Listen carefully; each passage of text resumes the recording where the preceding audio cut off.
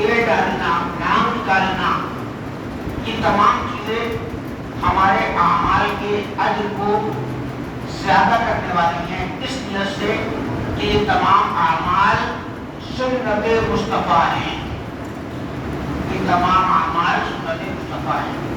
سر جی کہتے ہیں کافی نہیں کہ جمعہ سعید الایام ہے، نہیں، سعید الایام کے لیے بہترین اہتمام بھی ہمیں اپنے دل سے کرنا ہے، نہانے سے لے کر کپڑے تبدیل کرنے تک، کپڑے تبدیل کرنے کے بعد مسجد میں آنے تک ہر قدم پر سنت موجود ہے، ہمیں اس کی پیروی کرنی چاہیے، بغیر کچھ خرچ کیے اور بغیر کسی تکلیف کے اپنے معمولات کو صرف سنت کی نیت سے دہرانا عبادت بن رہا ہے، نیک عمل بن رہا ہے۔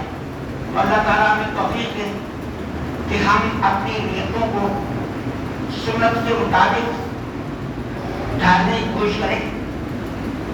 ہماری ضرورتیں پوری ہوں گی لیکن نیت اگر سنت مصطفیٰ کی ہوگی تو وہ عمل پورا ہونا بھی عبادت اور بندگی بن جائے گا۔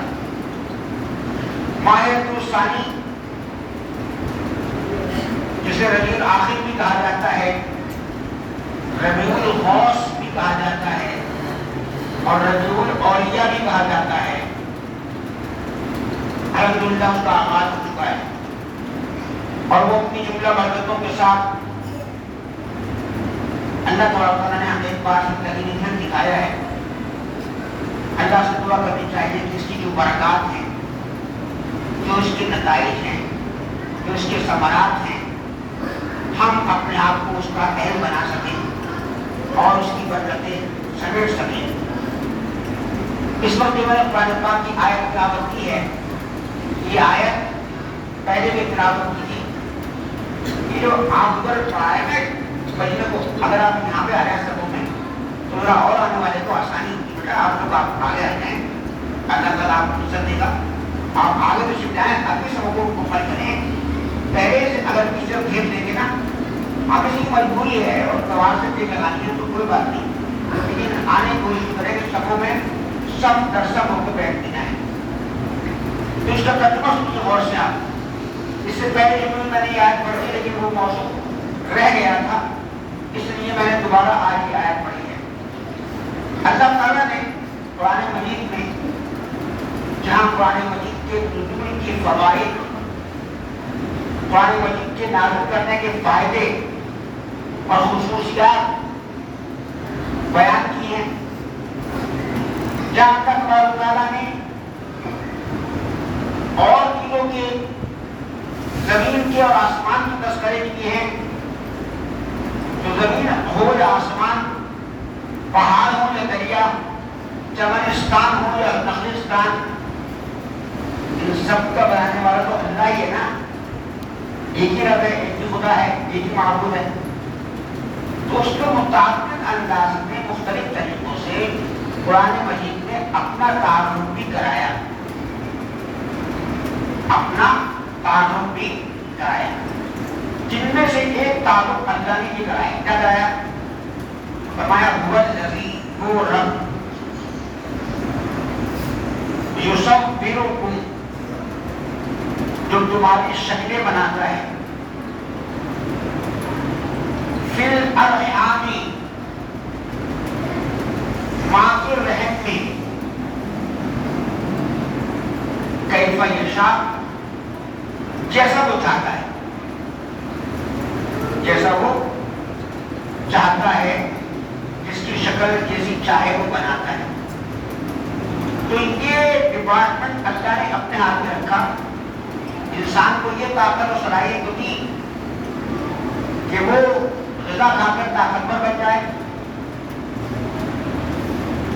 اور کم ذہن ہے تو ذہن والا بن جائے، اگر کمزور ہے تو مالدار بن جائے۔ یہ طاقت کی صلاحیت اللہ نے انسان کو دی ہے۔ اب جس کے حصے میں جتنا بھی ہے وہ اس کو ملتا ہے، چاہے وہ طاقت کے لحاظ سے ہو، صحت کے لحاظ سے ہو، مال کے لحاظ سے ہو، دولت کے لحاظ، یہ تمام چیزیں اللہ نے انسان کو اس کی صلاحیت دی ہے، لیکن کس کو کیسے پیدا ہونا ہے یہ اللہ نے اپنے ہاتھ میں رکھا ہے، تاکہ اگر یہ پیدائش انسانی بھی انسان کے ہاتھ میں ہوتی تو اللہ نے تو نظام دیا نا کہ عورت اور مرد دونوں کے ملاپ سے ہم بچے کی پیدائش کرتے ہیں۔ تو یہ ماں باپ مرد اور عورت کی قربت بچے کی پیدائش کی سبب ہے، خالق نہیں ہے۔ بچے کی پیدائش کا سبب ہے، خالق نہیں ہے۔ خالق اللہ ہے۔ خالق کون ہے؟ اللہ۔ اس لیے کہ اگر ماں اور باپ یا مرد اور عورت دونوں تخلیق انسانی کی مسلم وجہ بنتے تو مرد کو یہ غرور ہو سکتا تھا کہ میں نہ ہوں تو اولاد پیدا نہیں ہوگی۔ اللہ تعالیٰ نے عیسیٰ علیہ السلام کو بغیر والد کے پیدا کر کے دکھایا۔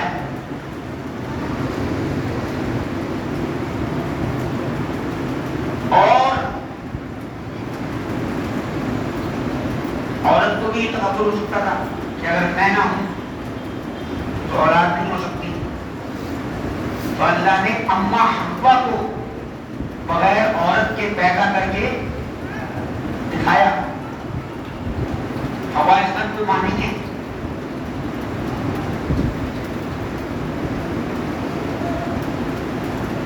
نہ مرد کو تصور رکھا کہ تیرے بغیر تخلیق انسانی نہیں ہو سکتی، نہ عورت کو یہ رہنے دیا کہ تیرے بغیر تخلیق انسانی نہیں ہو سکتی، اور تم دونوں کے بغیر بھی ہو سکتی ہے۔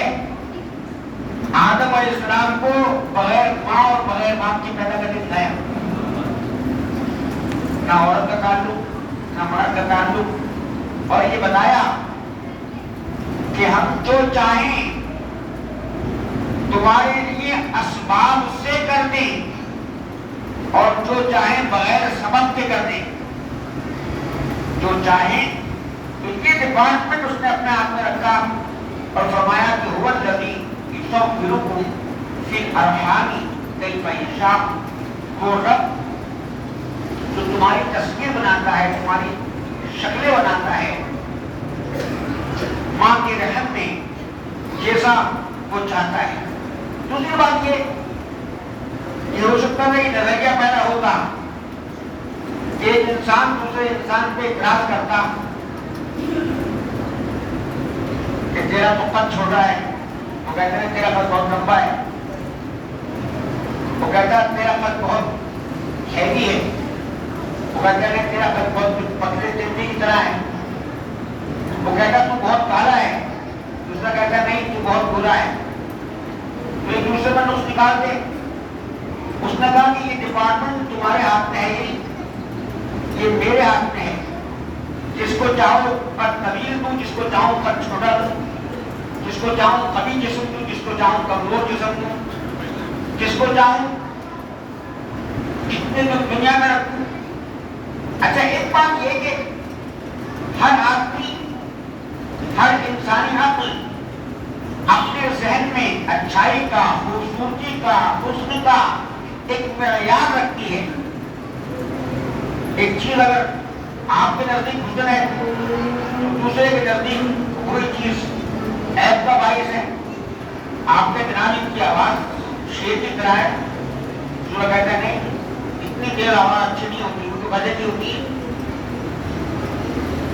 تو ہر آدمی کی خوبصورتی کا معیار اس کے ذہن میں الگ الگ ہے، اور ہر آدمی کسی میں نقص اور کسی میں عیب اور کسی کی خوبی اپنے اپنے ذائقۂ عقل کے مطابق بیان کر سکتا ہے۔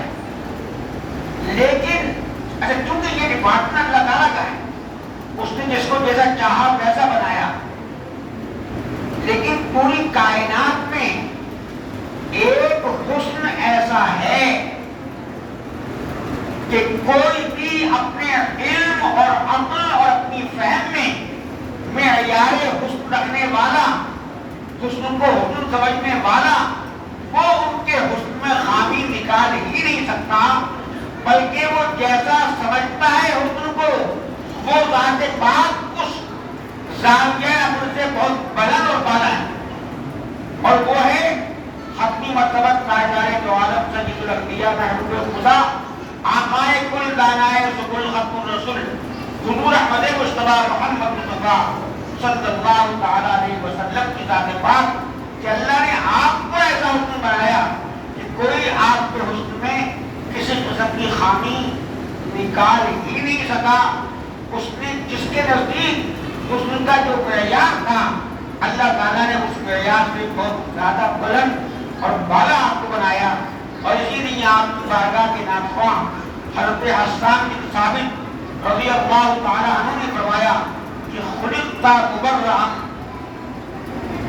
من کل عیب، یا رسول اللہ آپ کو اللہ تعالیٰ نے ہر عیب سے اتنا پاک رکھا، بے عیب بنایا کہ تمام کائنات کو تو اللہ آپ نے جیسا چاہا ویسا بنایا، لیکن حضور کا حسن دیکھ کر یہ لگتا ہے کہ آپ نے حضور کو ایسا بنایا جیسا خود حضور نے چاہا، جیسا خود حضور نے چاہا، اتنا حسین۔ اچھا معیار حسن، معیار حسن یعنی مختلف حسن کے زاویے لوگوں کے ذہن میں ہیں، انسان کے ذہن میں ہیں، اور اس کا تعلق اس کے شعبے سے ہے۔ اگر کسی کا تعلق تصنیف اور تحریر سے ہے تو اس کے نزدیک حسین وہ جس کی تحریر سب سے اچھی ہے، اور کسی کا تعلق اگر بیوٹی پارلر سے ہے تو اس کے نزدیک حسن کا معیار وہی ہے، اتنا ہونٹ باریک ہو، بھویں ایسی ہوں۔ لیکن اگر کوئی انسان پہلوان ہے تو اس کے نزدیک حسن کا معیار باریک ہونٹ اور پتلی آنکھیں اور چہرے جھیل نہیں ہے، اس کے نزدیک تو حسن سینہ چوڑا، طاقتور جسم، اونچی پیشانی اور اکھاڑے میں فتح پانے والا، پچھاڑنے والا۔ تو مختلف حسن کے زاویے انسانی عقل میں ہیں، اور اسی کی پیش نظر ایک پہلوان سرکار دو عالم صلی اللہ علیہ وسلم کے واقعات سنتا تھا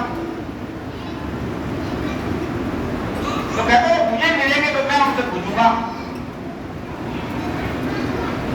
لیکن سرکار دو عالم صلی اللہ علیہ وسلم راست کر رہی، وہ سامنے آ گیا، اس نے کہا آپ محمد صلی اللہ علیہ وسلم؟ آپ فرمایا جی۔ کہا سب آپ کی بڑی تعریف کرتے ہیں، میں آپ کی تعریف جب کروں گا جب آپ مجھے کشتی میں پچھاڑ لیں گے۔ میرے نزدیک حسن اور کمال یہ ہے کہ آپ مجھے کشتی میں پچھاڑ لیں۔ تو آپ نے یہ نہیں کہا کہ میں تو دین سکھانے آیا ہوں، اللہ کی طرف بلانے آیا ہوں، صراط مستقیم بتانے آیا ہوں، یہ کشتی کا مجھ سے کیا تعلق؟ اس نے کہا میں آپ کو باکمال کر سکوں گا کہ جب آپ مجھے کشتی میں پچھاڑ لیں۔ میرے آقا نے یہ کچھ نہیں کہا، آپ نے فوراً برجستہ کہا میں تیار ہوں۔ آپ نے کہا میں تیار ہوں۔ اب تو اس کی آنکھیں پھٹی رہ گئی کہ یہ بہت ہی متوسط جسامت کا وجود، اور کہا میں کریم شہید نامور پہلوان، اور پہلی ملاقات، اور یہ مجھ سے کشتی کے لیے تیار ہے۔ اس کے ذہن میں تھا کہ جب کشتی کے لیے کوئی تیار ہوتا ہے یا تیاری کرتا ہے تو دن اور مقام اور تاریخ اور وقت طے ہوتے ہیں، اور اس مقررہ مقام اور وقت اور جگہ کے مطابق کشتی کی جاتی ہے۔ اس نے کہا تم تیار ہو؟ آپ نے کہا میں تیار ہوں۔ کہا تو کشتی کب ہوگی؟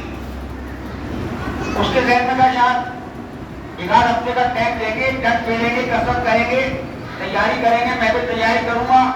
آج تک تو چیلنج اور مقابلوں میں اور دنگل میں یہی ہوتا آیا ہے اس نے کہا کب؟ میرے آقا نے کہا ابھی تیار ہوں، ابھی تیار ہوں۔ اب تو لوگ سن رہے ہیں تو اس کے لیے بڑی شرم کا باعث ہے کہ یہ تو پہلوانی مشہور ہے، پہلوانی کے لحاظ سے جن کی صورت بھی نہیں ہے وہ کہہ رہے میں ابھی تیار ہوں، ابھی کشتی ہوگی۔ اچھا، محققین ہر بات کی باریکی امت مصطفیٰ تک پہنچانا چاہتے ہیں کہ اگر آپ سے کوئی یہ کہے کہ میں اسلام لانے کو تیار ہوں تو آپ زیادہ ٹال مٹول مت کیجیے، بلکہ ایک دمہ گزارے بغیر کہ کفر کی گندگی سے وہ باہر نکل آئے اور ایمان کی پاکیزگی اسے فوراً نصیب ہو جائے، کہ جانے آخری سانس ملے نہ ملے اسے فوراً کلمہ پڑھا دو۔ آپ نے کہا ابھی تیار ہوں۔ اچھا، آپ نے کہا کہ میں ایک نمہ بھی ضائع کی بغیر کہ تو جہنم کی آگ کا ایندھن بنا رہے، میں چاہتا ہوں کہ ابھی کشتی ہوں۔ وہ رب جو حضور غوث اعظم اگر واز شروع کریں تو جنگل بیابان میں ہر طرف سے چونٹیوں کی طرح افراد آ کے جمع ہو جائیں، جب حضور نے کہا میں ابھی تیار ہوں تو انسان ہی نہیں آسمان فلک کے ملائکہ بھی اکٹھے ہو گئے اور دیکھنے لگے، اور جب دیکھنے لگے اور وہ آقا کے بغل گیر ہوا۔ میں بتا رہا ہوں معیار حسن اس کے نزدیک حسن یہ تھا کہ طاقت زیادہ ہو، اور اللہ نے پوری کائنات میں سب سے زیادہ حسین اگر کسی وجود کو بنایا ہے وہ تو وجود کو وجود مصطفیٰ ہے۔ جب بغل گیر ہوئے آنے واحد نہیں، سرکار دو عالم صلی اللہ علیہ وسلم نے اسے چاروں خانے چت کر دیا، اور چاروں خانے چت ہونے کے بعد بعض روایات میں تو لکھا ہے کہ وہ اٹھتے ہی مسلمان ہو گیا۔ بعضوں نے لکھا کہ دیکھا وعدے کا کتنا پابند تھا کہ اگر مجھے بچا دیا تو میں آپ کو باکمال مان لوں گا، نبی مان لوں گا، لہذا اس نے وعدے کا پاس کیا۔ لیکن محققین نے لکھا کہ بات یہ نہیں کہ وہ وعدے کا پاسدار تھا، بات یہ تھی کہ اللہ کو گوارا نہ تھا کہ جو سینہ سینہ مصطفیٰ سے لگ جائے وہ جہنم کی آگ کا ایندھن بنے۔ اس لیے سینہ مصطفیٰ لگنے کی برکت سے اللہ نے اسے ایمان کی توفیق دے دی اور جہنمی سے جنتی بنا دیا۔